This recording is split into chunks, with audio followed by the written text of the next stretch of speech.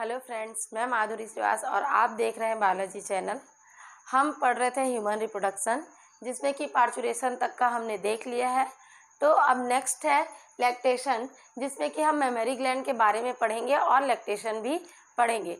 तो चलिए देखते हैं लैक्टेशन। सबसे पहले लैक्टेशन को पढ़ने से पहले हम मेमरी ग्लैंड्स के बारे में जान लेते हैं कि जो स्तन ग्रंथियां होती हैं वो उनका जो डेवलपमेंट होता है वो किस प्रकार से होता है, किसके द्वारा होता है, कब होता है और वो किस तरह से कार्य करती हैं। इन सब चीज़ों के बारे में यदि आपको जानना है तो प्लीज़ वीडियो के लास्ट तक बने रहें। तो स्टार्ट करते हैं। सबसे पहले डेवलपमेंट। ये जो मेमरी ग्लैंड है ये मेल और फीमेल दोनों में ही प्रेजेंट होती हैं, मगर जो फीमेल है उनमें ये वेल डेवलप्ड होती है, मतलब कि इनका जो विकास होता है वो फीमेल में ही, स्त्रियों में ही होता है, और जो मेल होते हैं, जो पुरुष होते हैं, उनमें यह विकसित नहीं होता। तो ये इनका जो डेवलपमेंट है, जो परिवर्धन है, जिसे हम हिंदी में परिवर्धन कहते हैं, डेवलपमेंट मतलब विकास, कब होता है? किसी भी स्त्री या लड़की जो होती है वो 10 से 13 की आयु, जिसे कि हम प्यूबर्टी एज कहते हैं, इस एज में जब कोई भी लड़की आती है तब क्या होता है, एस्ट्रोजन एंड प्रोजेस्टेरोन हार्मोन है वो सक्रिय होते हैं। तो ये जो मेमरी ग्लैंड है ये स्त्रियों में एक सेकेंडरी सेक्सुअल कैरेक्टर भी है, जो कि प्यूबर्टी एज आने पर जब एस्ट्रोजन एंड प्रोजेस्टेरोन हार्मोन सक्रिय होते हैं तभी इनका डेवलपमेंट होता है, मतलब कि इनका विकास होता है। और ये जो मेमरी ग्लैंड है ये एक त्वचीय ग्रंथि है। क्यों कह रहे हैं हम इसे त्वचीय ग्रंथि? क्योंकि ये एक त्वचीय ग्रंथि है जो कि स्वेट ग्लैंड के रूपांतरण से बनती है।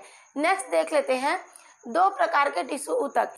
स्तन ग्रंथि है जो मेमरी ग्लैंड है, ये 2 प्रकार के टिश्यू से मिलकर बनी होती है। पहला है एडिपोज टिश्यू, जिसे कि हम फैटी टिश्यू कहते हैं, जो कि स्तनों को आकार प्रदान करती है, और सेकंड है ग्लैंडुलर टिश्यू, जिससे कि मिलकर इसके जो एम्पुला है और डक्ट है, जो एल्वियोलस है, वो सारा कुछ किससे मिलकर बना होता है? ग्लैंडुलर टिश्यू से बना होता है।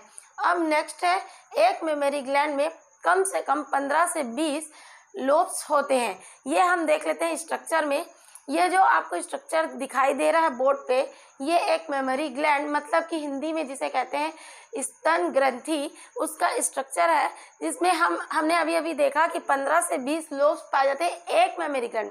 हम जानते हैं कि स्त्रियों में 2 मेमरी ग्लैंड उपस्थित होती हैं, प्रेजेंट होती हैं, जिसमें कि एक मेमरी ग्लैंड के अंदर लोब्स पाई जाती हैं। ये जो लोब्स आपको दिखाई दे रहे हैं, ये लोब जो कि अलग अलग बटे हुए हैं, इसमें मैंने 3 बना के रखा हुआ है, मगर रियल में ये 15 से 20 होते हैं। एक मेमरी ग्लैंड में 15 से 20 लोब प्रेजेंट होते हैं, जिस लोब के अंदर की एल्वियोलस प्रेजेंट होते हैं।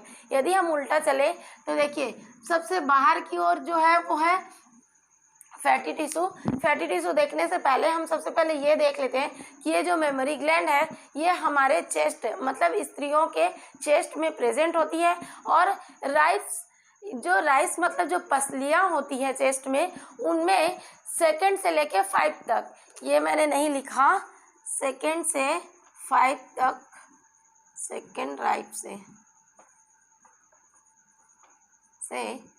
5 राइट तक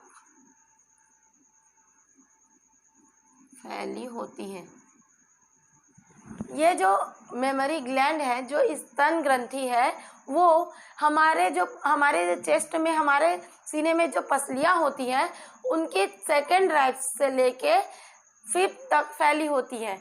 और इन राइब्स के देखिए, ये तो दिख रहा है जो आपको, ये स्ट्रक्चर क्या है? राइब्स है। ये जो दिख रहा है आपको, ये इंटरकॉस्टल मसल है।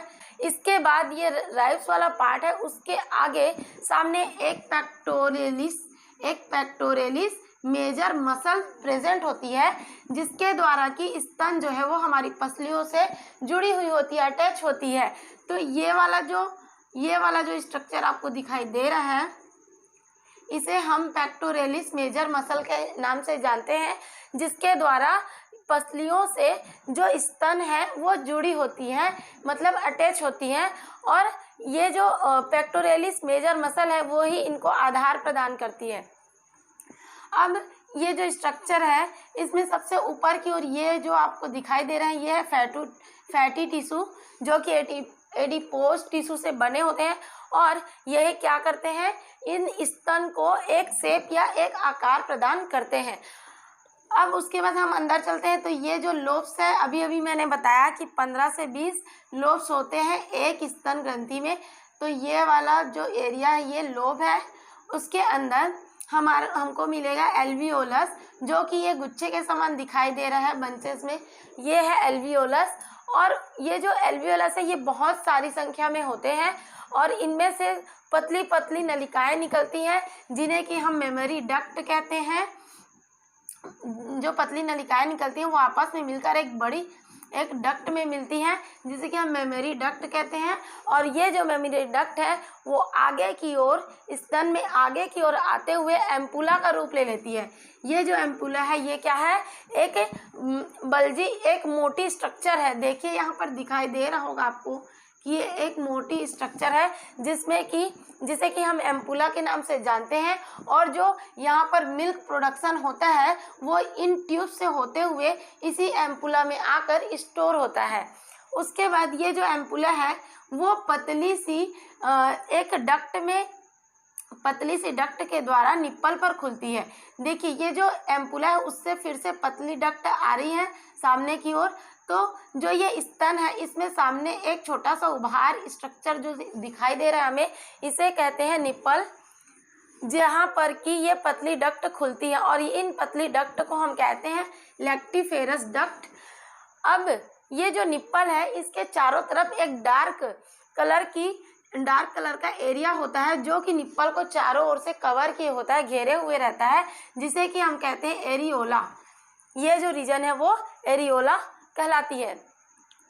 तो आई होप फ्रेंड्स ये जो मेमोरी ग्लैंड का स्ट्रक्चर है ये आपको समझ में आया होगा। और इसके बाद हम इस मेमोरी ग्लैंड में लैक्टेशन मतलब दूध स्त्राव की जो क्रिया होती है वो किस प्रकार होती है वो देख लेते हैं। तो ये जो मेमोरी ग्लैंड है ये डेवलप तो होती है 10 से 13 की आयु में, जो प्यूबर्टी एज है उसमें ही डेवलप हो जाती है। मगर इनका जो मेन फंक्शन होता है, जो मेन कार्य होता है, मुख्य जो कार्य होता है इसका, वो कब होता है, जब एक स्त्री जो है वो किसी भी बेबी को या बच्चे को जन्म देती है, प्रसव की जो क्रिया होती है, पार्चुरेशन की क्रिया, उसके बाद जो मेमोरी ग्लैंड है उसका मुख्य कार्य उसके बाद ही स्टार्ट होता है।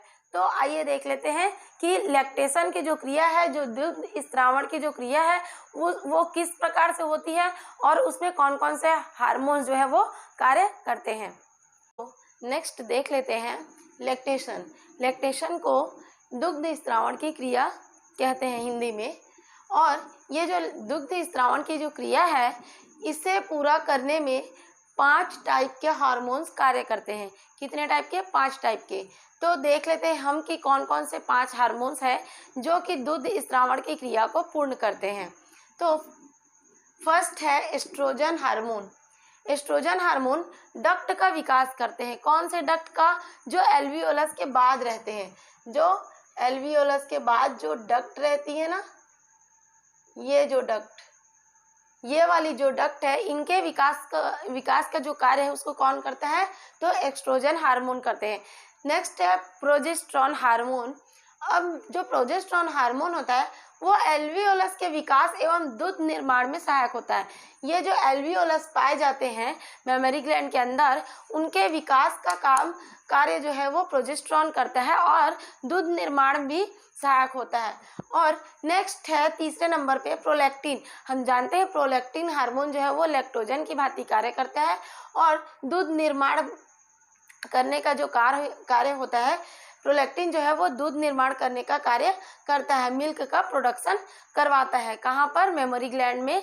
मेमोरी ग्लैंड के अंदर एल्वियोलस के द्वारा दूध निर्माण का जो कार्य है वो प्रोलैक्टिन हार्मोन कराता है। नेक्स्ट है प्लेसेंटा हार्मोन। अब ये जो प्लेसेंटा वर्ड है, हम जानते हैं कि किसी भी स्त्रियों में प्लेसेंटा जो है वो कब डेवलप होगा, हमने पिछले वीडियो में पढ़ा कि जब भी कोई स्त्री जो है वो गर्भवती होगी, गर्भकाल का समय होगा, प्रेगनेंसी होगी, तभी जो है वो प्लेसेंटा का निर्माण होगा। तो जो प्लेसेंटल हार्मोन है यह एक प्रेगनेंसी हार्मोन है और जो कि गर्भकाल के समय स्तनों का विकास करती है, क्योंकि गर्भकाल के बाद जब पार्चुरेशन की क्रिया होगी उसके बाद जो दूध स्रावण की क्रिया होगी उसके लिए मिल्क प्रोडक्शन के लिए जो मेमरी ग्लैंड है, जो स्तन ग्रंथियां हैं, उनका विकास बहुत ही ज़रूरी है। इसलिए जो प्लेसेंटा हार्मोन है वो गर्भकाल के समय ही क्या करते हैं, मेमरी ग्लैंड का विकास करती हैं। नेक्स्ट है ऑक्सीटोसिन हार्मोन। अब ये जो ऑक्सीटोसिन हार्मोन है यह हार्मोन दूध का निष्कासन करता है, मतलब कि जो मिल्क जो है जो मेमरी ग्लैंड में बनकर कहाँ पर स्टोर होती है, एम्पुला में। तो एम्पुला से वो निपल्स के द्वारा बाहर निष्कासन करने की जो क्रिया होती है वो करने का काम कौन करता है, ऑक्सीटोसिन हार्मोन करता है। निष्कासन को हम इंग्लिश में इजेक्शन भी कहते हैं। तो प्रसव के बाद जो पहले दिन का मिल्क होता है उसे हम क्या कहते हैं, कोलेस्ट्रम कहते हैं, और ये थोड़ा गाढ़ा होता है, हल्के पीले रंग का होता है और जिसमें कि एंटीबॉडी ए पाई जाती है। तो ये जो एंटीबॉडी ए है इसे हम IgA के नाम से भी जानते हैं। ये एक प्रतिरक्षा तंत्र की एक एंटीबॉडी है जो कि बच्चे के इम्यून सिस्टम को स्ट्रांग बनाती है। नेक्स्ट जो बाद में जो आता है तीसरे, चौथे, पांचवे और जो रेगुलर आता रहता है माँ के स्तनों में दूध, उसमें प्रोटीन के साथ साथ ग्लूकोज प्रेजेंट होते हैं, मगर उसमें एंटीबॉडी जो है वो अब्सेंट होते हैं।